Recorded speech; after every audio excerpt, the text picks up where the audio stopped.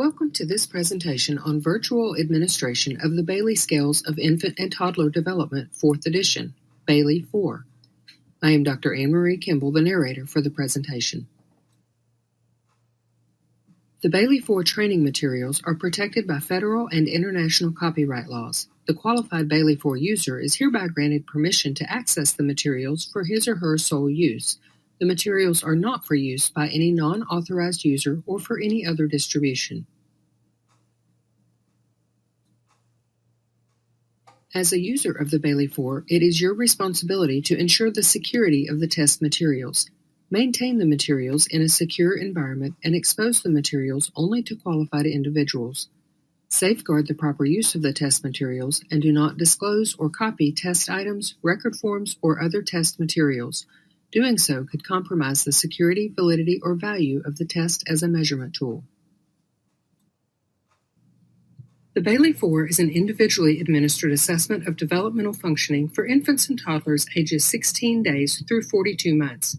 It is used to determine a child's eligibility for early intervention services. Users of the Bayley-4 review the child's performance to determine if there are delays in one or more of 5 developmental areas: cognitive, language, motor, social-emotional, and adaptive behavior. Parents and caregivers provide the information about the child's social-emotional and adaptive behavior. The information about the child's cognitive, language, and motor development is provided by a qualified professional through interactions with the child and with the child's parents or caregivers. The scores for the social-emotional and adaptive behavior scales are based on the responses of parents or caregivers to the social-emotional and adaptive behavior questionnaire. The social-emotional scale includes the social-emotional subtest. The adaptive behavior scale includes 3 domains: communication, daily living skills, and socialization. The communication domain includes the receptive and expressive subdomains. The daily living skills domain includes the personal subdomain, and the socialization domain includes the interpersonal relationships and play and leisure subdomains. The Bayley-4 questionnaire can be administered in paper format or in digital format. If you plan to use virtual administration or telepractice, follow the instructions for digital administration. The respondent, typically a parent or caregiver, can complete the social-emotional and adaptive behavior questionnaire at home. The child does not need to be present while the questionnaire is being completed.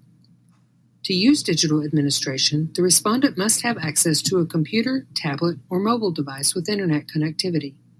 You, as the examiner, must have a QGlobal account to set up the administration and to email the respondent a link to launch the social-emotional and adaptive behavior questionnaire. The parent or caregiver may complete the form in one session or in multiple sessions. QGlobal will send you a notification when the parent or caregiver has completed the questionnaire. If you need information on Telepractice, you can access the guidance provided by Pearson using the URL here. An important consideration is choosing a platform. You must carefully consider the different teleconferencing services or packages that provide a picture-in-picture display and online tools that enable you to share your screen, use annotation tools, etc., and that is HIPAA and FERPA compliant. The digital administration for the Bayley-4 questionnaire offers 2 options. One option is remote on-screen administration. With this option, you and the respondent need a device that is connected to the internet. You, as the examiner, need an account on Pearson's QGlobal platform. Using your QGlobal account, you send a URL to the respondent. The respondent clicks on the URL, reads each item, and selects the frequency or rating. The system will continue to present items until the discontinue point is reached. A second option for the digital administration of the Bayley-4 questionnaire is on-screen administration. This option requires you to have a QGlobal account. You and the respondent need an internet-connected device with screen share capability. Using on-screen administration, you use one of 2 options to present the items. The first option is to share your screen, grant the respondent control, and have the respondent select the responses. Granting control to the respondent depends on the platform you are using, so check to make sure this option is available to you. The second option is to share your screen, read the items to the respondent while the respondent reads along, have the respondent say the response, and you document the response. To use remote on-screen administration and on-screen administration, Begin by accessing your QGlobal account. Create a new examinee, select the examinee, and assign new assessment. For the assessment, choose Bayley-4 Social, Emotional, and Adaptive Behavior and click Assign.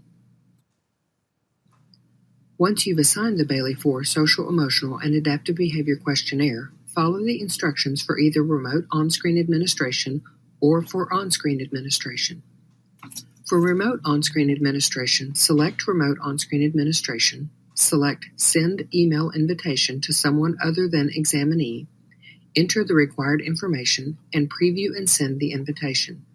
The respondent receives the URL to access the items. For on-screen administration, select On-Screen Administration, select Start Assessment, share your screen with the respondent, either grant control to the respondent so the respondent can select the responses, or share your screen and read aloud the items to the respondent. If the child is eligible for early intervention services based on scores on the Social, Emotional, and Adaptive Behavior domain, proceed with developing the Individualized Family Service Plan. This score report indicates a standard score of 70 for both domains. The score is 2 standard deviations below the mean and would meet the eligibility criteria in many states. If the child is eligible based on responses to the Bayley-4 Social, Emotional, and Adaptive Behavior Questionnaire, collect qualitative information on cognitive, communication, and motor skills for program planning. If the child is not eligible based on responses to the Bayley-4 Questionnaire, collect qualitative information on cognitive, communication, and motor skills to determine eligibility in one or more of these domains using informed clinical opinion. The cognitive, language, and motor subtests cannot be administered in a standardized format via Telepractice.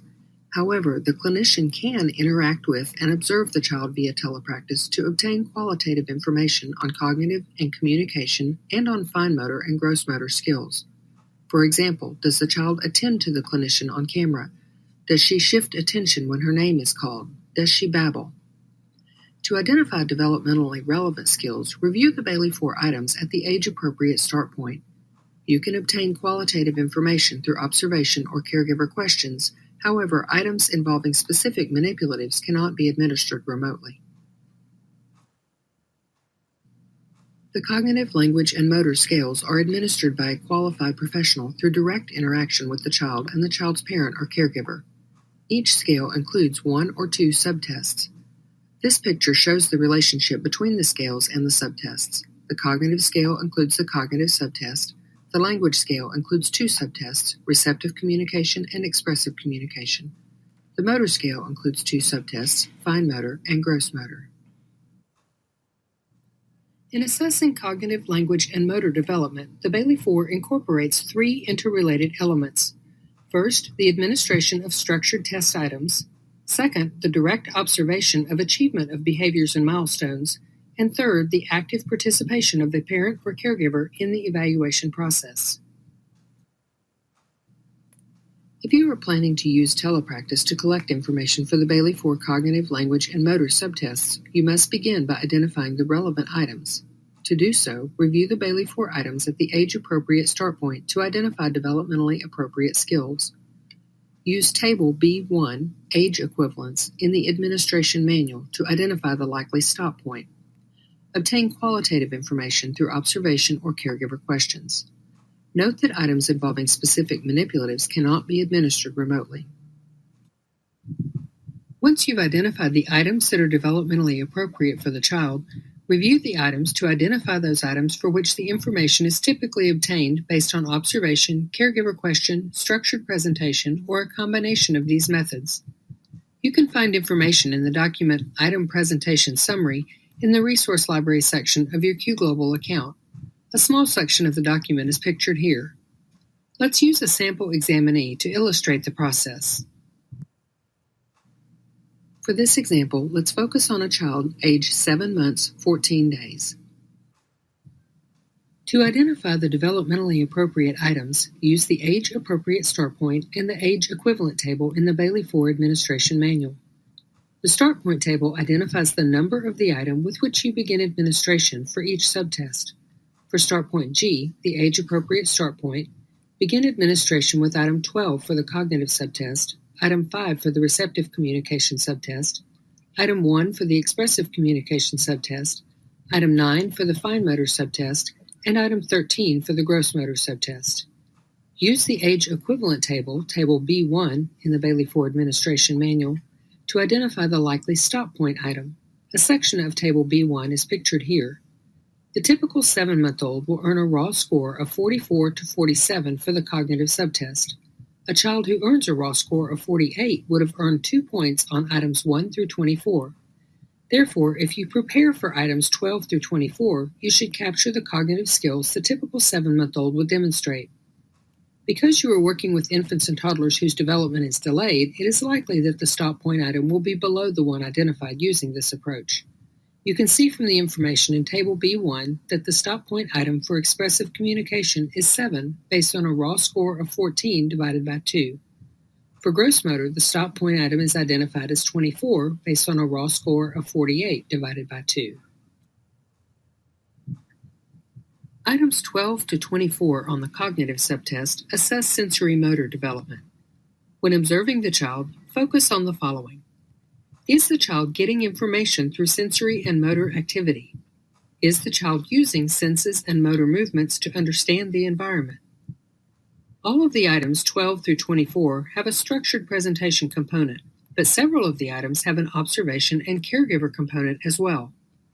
The information for items 12, 13, 14, and 17 can be collected through observation.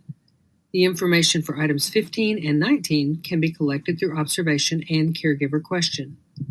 Items 16, 18, 20, 21, 22, 23, and 24 require structured presentation only and therefore should not be used as part of a telepractice administration. Items 5 to 13 on the receptive communication subtest assess pre-verbal behaviors and vocabulary development. When observing the child, focus on the following. Is the child getting information through sensory and motor activity?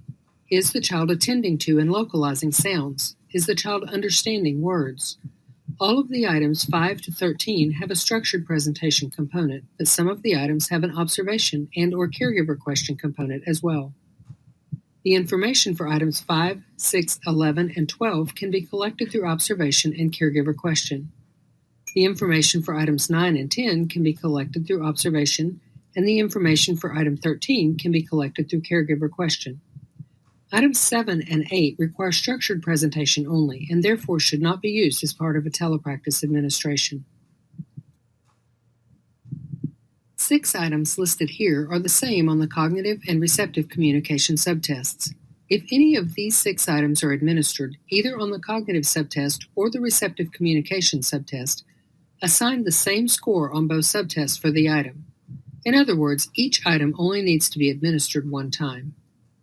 For the 7-month-old, use information from cognitive items 13, 14, and 19 to evaluate receptive communication items 9, 10, and 11. Use instructions for receptive communication to evaluate items 6 and 7. Items 1 to 7 on the expressive communication subtest assess preverbal behaviors. When observing the child, focus on the following. Is the child vocalizing? Is the child producing single sounds and sound sequences?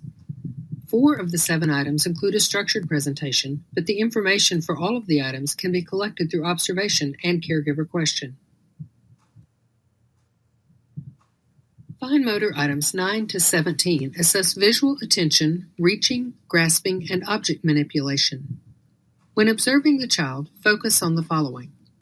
Is the child attending visually? Is the child reaching and grasping? Is the child manipulating objects? Most of the items 9 to 17 include a structured presentation, and you can use observation and caregiver question to collect the information for many of the items.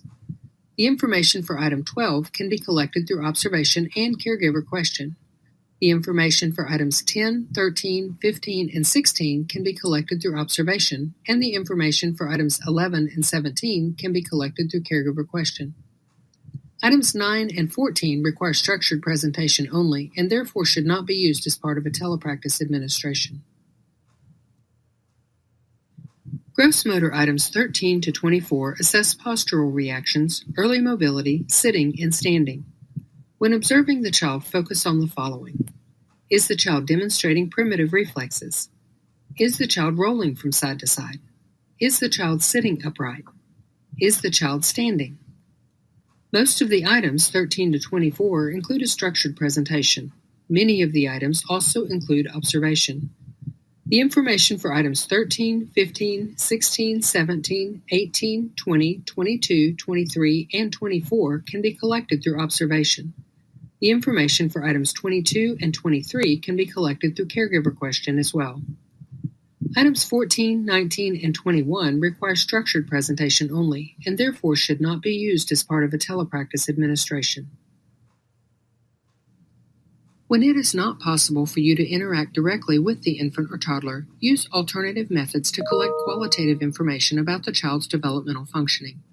Information from the child's developmental history, interviews, and observations can inform your clinical opinion to help you determine eligibility and need for early intervention services.